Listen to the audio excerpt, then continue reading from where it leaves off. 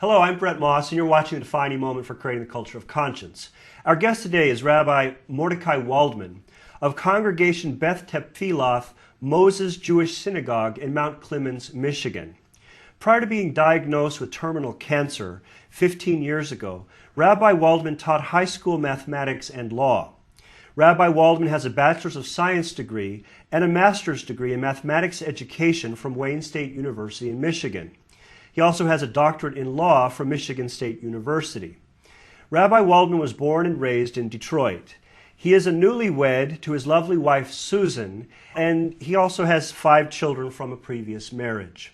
Rabbi Waldman, welcome to The Defining Moment. It's my privilege to welcome you to our studio today. Shalom. If you'll excuse me, I'd like to say a little prayer before we start. Go right ahead. Shema Yisrael Adonai Eloheinu Adonai Echad Baruch Shem Kavod Malchus Olam Vaed. Hear, O Israel, the Lord our God, the Lord is one, unity. Blessed be his holy name forever and his kingdom forever and ever. And let us all say, Amen. Wonderful. Thank you very much. I appreciate that. That's a very nice way to start our show. Our topic today is achieving lasting world peace. Rabbi Waldman, I understand there are 3 defining moments in your life which led you to become active in working for world peace. Would you mind sharing those defining moments with our viewers? I'd be happy to. First and foremost is that you are now looking at a living, walking dead man. I should be 6 feet under. I should be dead. 15 years ago, I was diagnosed with non-Hodgkin's lymphoma, which Jackie Kennedy died of. They gave me no chance to live. It was 4th stage. I never smoked. I never drank. I didn't do drugs. And of course, I had 5 children at that time, little children. I was working 3 jobs, full of stress. But they didn't give me a chance, and the prayers went up. And you're seeing here, of course, they had to cut out my whole stomach, part of my esophagus, and without a colostomy bag, the doctors at Beaumont Hospital in Royal Oak, Michigan, did wonders, thank God. And you are looking at the resurrection of a cancer survivor for 15 years. Wow, that's amazing. That's the first defining moment. So that obviously changed your view about life, and maybe you could say something about how it changed your perspective. You can't imagine when you are on your deathbed and there is no hope, and you're going through surgery and you're going through chemotherapy, which I still think they invented in the Eastern European concentration camps. And you're going through the most vicious radiation treatments. And the cure is 10 times worse than the cancer. I guarantee you. How certain things that were so great in your life become so minuscule, and the real things of life, love, family, doing good, loving peace, having peace on earth is the main thing in the whole universe. The next defining moment was 9/11. September 11th. September 11th, 2001. And I got the call from St. Michael's Catholic Church in Sterling Heights, Michigan, saying, we need you. We understand you're the only conservative Jewish rabbi on the east side of metropolitan Detroit. We need you as one of the 3 faiths to come together, interfaith recognition and appreciation in such times of adversity. So it was an emergency kind of response. Exactly. And when in times of danger, look to God, gather your brothers and sisters of one common race, of one common father, Noah, Abraham, come together and recognize each other and pray for peace. Now, when you say one common race, you mean the human race? The human race, right. Okay. Because we were all created by one God. And I went down there and I expected a Christian minister, I expecting an imam. And he got up and he says, listen, Osama bin Laden hijacked Islam. Islam does not advocate the murder of innocent men, women, and children. And after the service was over, I came over to him, I gave him a hug, and I says, thank you. And he says, I only told the truth. He invited me for the Ramadan ceremony. He brought me a kosher meal back in Dearborn. And I saw a moment of honesty in the universe at that moment when three faiths came together to pray for peace at the time of adversity when thousands of Americans were murdered. Wow, amazing. And that left a deep impression on you. That tremendous impression. So much so that it has shaped the way you see things. Yes, and at that meeting, a man came over to me and he said, I am the minister of a small congregation in Warren, Michigan. It's known as the Reverend Sun Myung Moon Movement. Could I have your telephone number? I didn't know what it was for, so I gave him my telephone number. 3 years later, he calls me, he says, would you talk about the Second Supper? And I says, oh, you mean the Passover Seder? He says, yes. I went down to this little small congregation of Orientals and blacks and whites and love. They welcomed me and they enjoyed my talk, and I explained about the matzahs and the bitter herbs and how the Jews left Egypt and were brought to Israel, thank God, by God, Baruch Hashem. And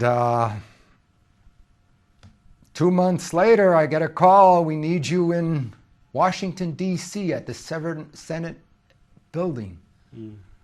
I says, for what? He says, we're going to have an enclave of peace.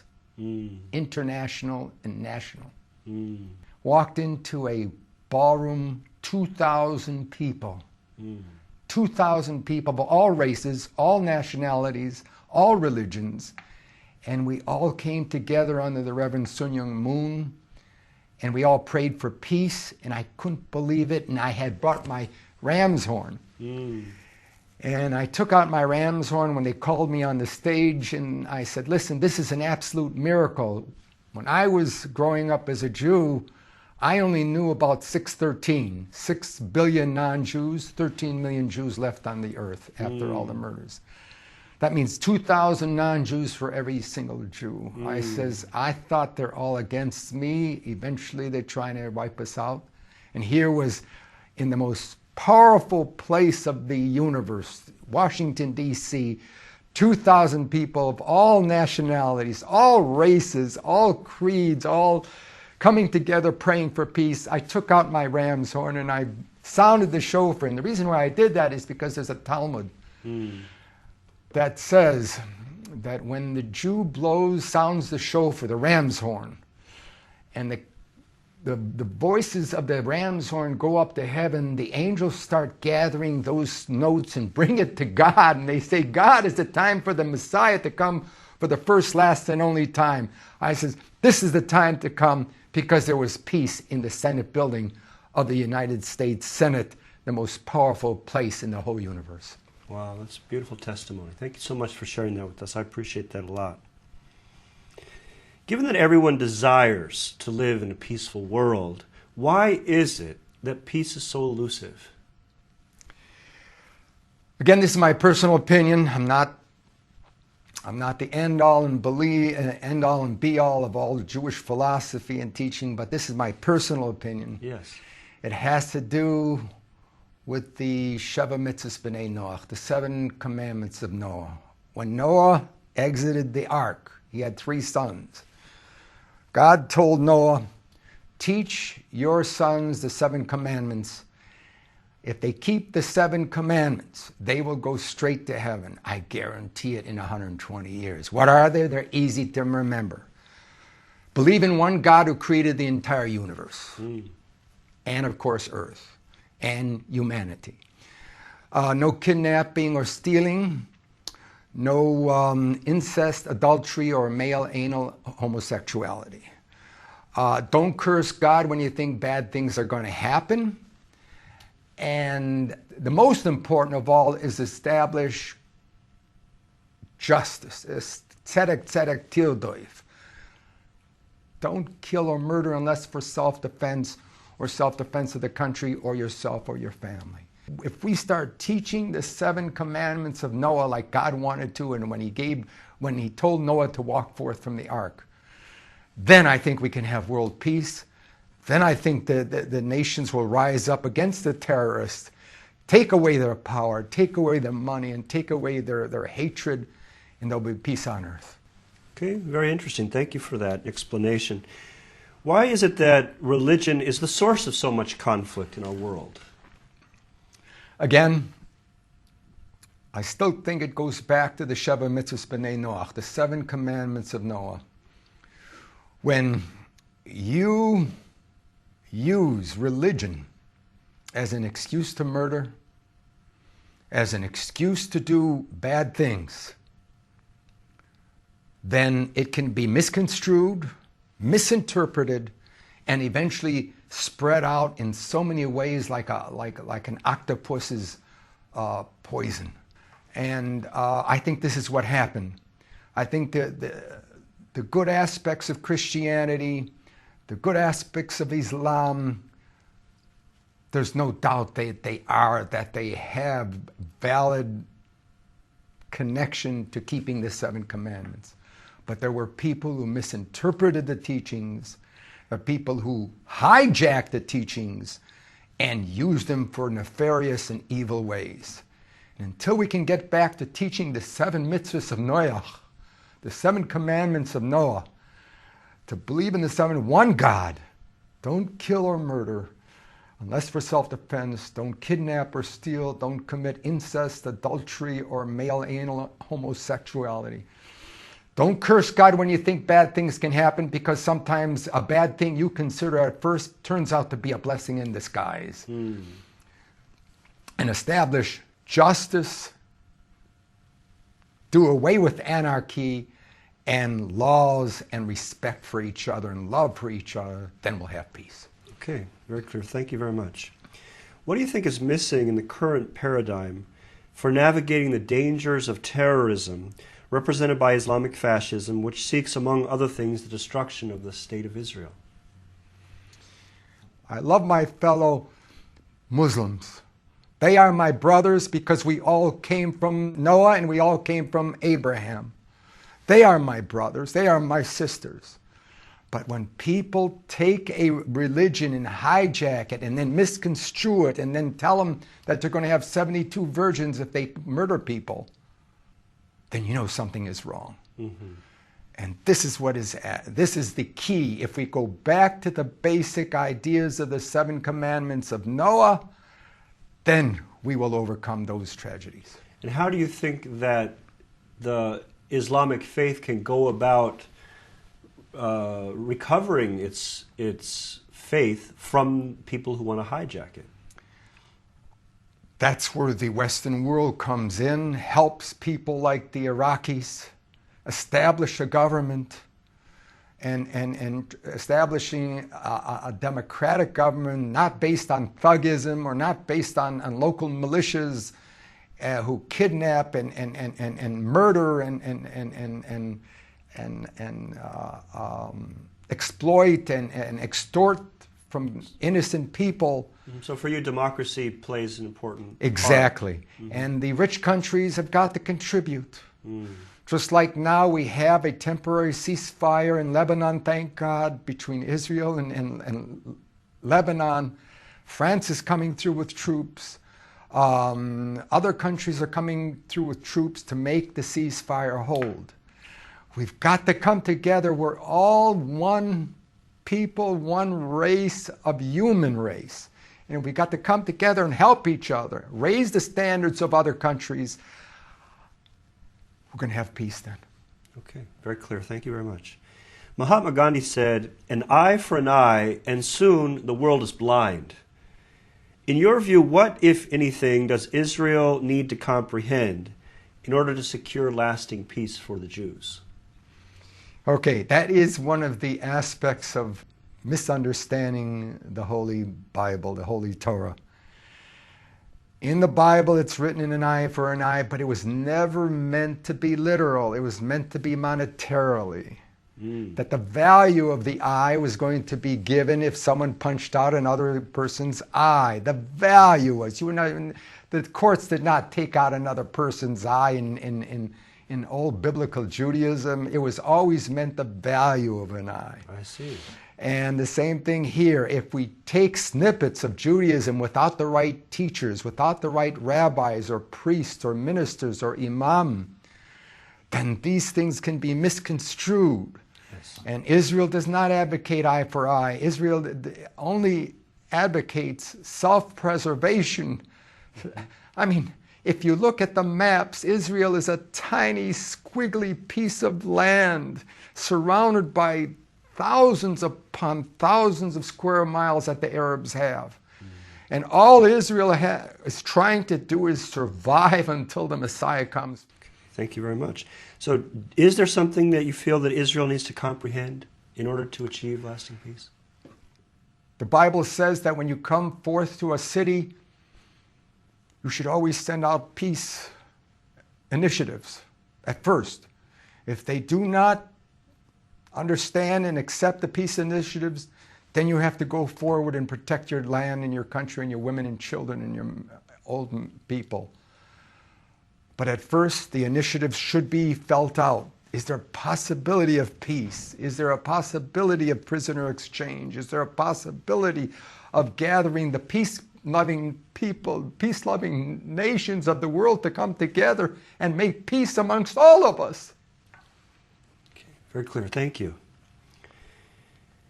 There was a world-renowned Jewish carpenter who left a legacy of loving one's enemy by willingly giving his life for the sake of others. What practical application could his legacy provide both the United States and Israel today in fighting the war on terrorism?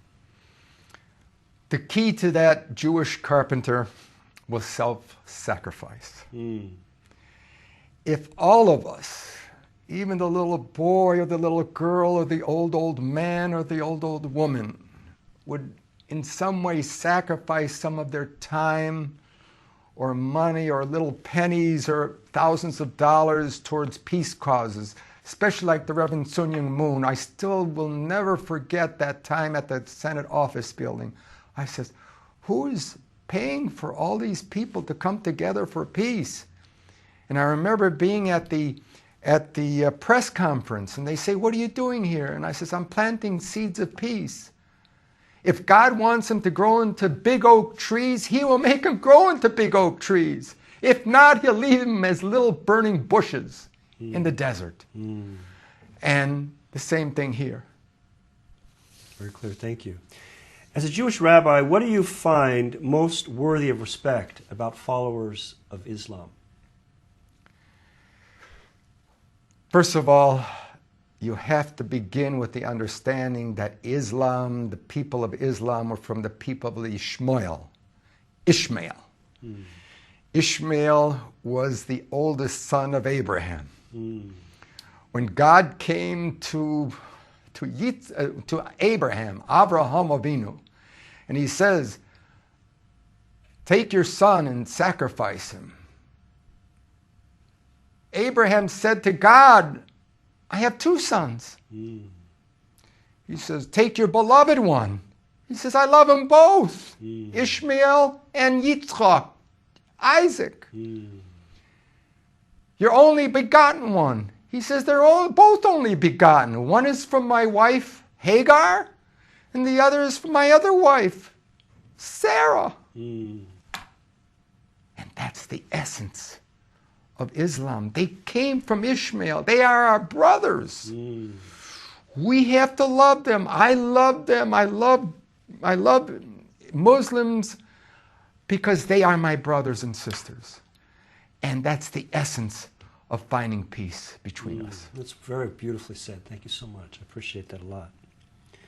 Given everything you've said so far, for you, what are the essential ingredients missing in achieving lasting world peace?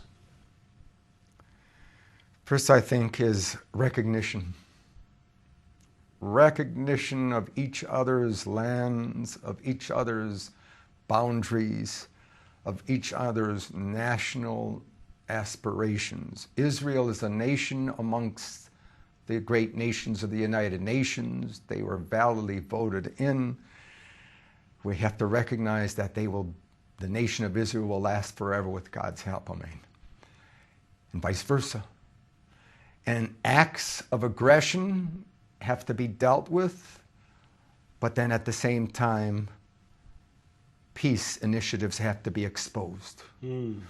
And the wealthier nations have to come together and support acts of peace, acts of self-sacrifice, and that becomes individually. When I was asked last year, they said, we need you in Israel. I said, okay, I'm ready to go. And then they said to me, the Reverend Sun Myung Moon movement, they said, we need you in Jordan. I said, you need a Jewish rabbi in Jordan? And they said, yes, we've got to show that there is a brave Jewish rabbi who's willing to come into this Jordan and pray for peace in Jordan after they bombed out the 2 hotels and the weddings there. And I was scared, but then I heard the voice from God say to me, you are my son, you are one of my leaders of my congregation. But I went, and I remember crossing the border. And I remember the head, Reverend Jenkins, saying to us, we did not have to get off the bus if we did not feel safe. And then I said to myself, God, help me. I want to get off the bus, and I want to show that I am a Jewish rabbi coming into Jordan to pray for peace for all of Jordan, because they are my brothers. And I was interviewed on Al Jazeera TV. And they said, what are you doing here? You're a Jewish rabbi. And I said, because my brothers are in pain, I am in pain. And they had the cameras in my face with these big fancy lights in my face, and they put that camera about 3 inches from my nose. And they couldn't believe a Jewish rabbi came into Jordan to pray for peace. Wow. And this is what we have to do. And I remember crossing back over the border, and the Israeli soldiers going through the bus, and they looked at me in my rabbinical garb and my black Jewish hat and my beard. And they said, what are you doing with these people? And I said, I'm praying for peace for my brothers. And they smiled and they walked on. Wow. It's wonderful. Beautiful testimony. Thank you very much. Rabbi, what are the fundamental challenges involved in becoming a peacemaker? The essence of becoming a peacemaker is self-sacrifice. There are times when we must leave, like Abraham Avinu, Abraham our father. When God told him to leave his birthplace, to leave his parents, to leave his friends, and to leave his business and go where God would show him to. He didn't question God. He went. Same thing for peacemakers. There has to be a spirit of self-sacrifice. If you want to use Jesus as a paradigm of self-sacrifice, fine.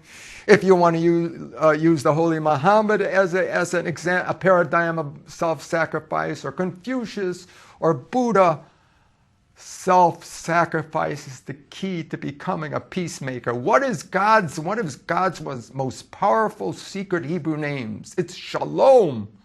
In fact, a Jew is not allowed to go into the bathroom and say to a friend, Shalom Aleichem, peace be upon you, because you're actually saying God's name in the bathroom. Wow.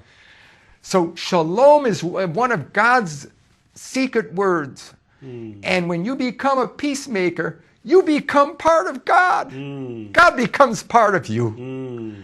And when you have that, then God will help us make those seeds of peace grow into tall oak trees from the burning bushes. Wow. Wonderful. Thank you very much for that. What practical advice would you give to anyone thinking about becoming involved in international peacemaking? Again, be prepared for setbacks.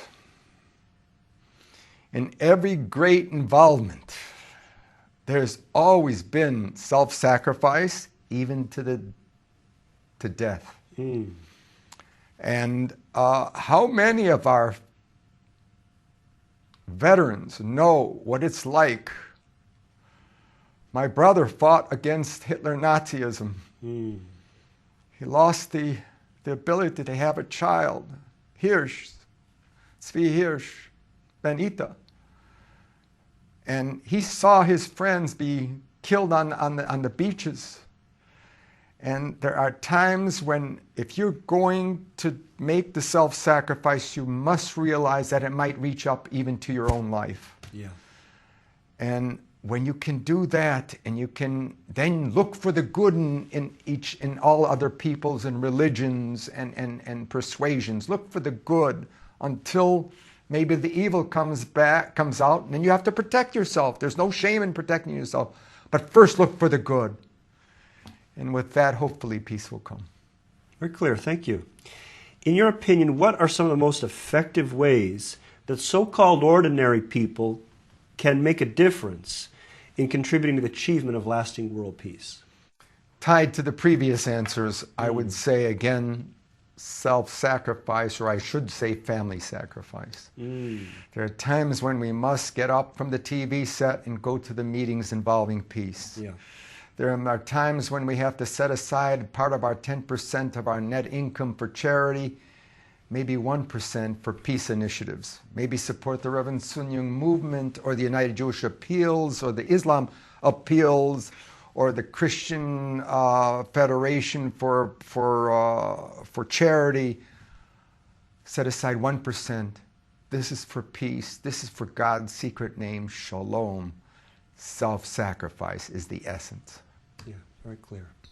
Rabbi Waldman, we're out of time. Thank you so much for being our guest today. You've really shared some wonderful nuggets with us. Don't thank me, thank God. I'm only his messenger. Thank you for being here. God bless you. Thank you so much. God bless you. It's a pleasure. Thank you. Thank you very much. God bless you. You've been watching Defining Moment for Creating the Culture of Conscience. You can find us on the internet at www.definingmoment.tv. Thanks for watching and have a great day.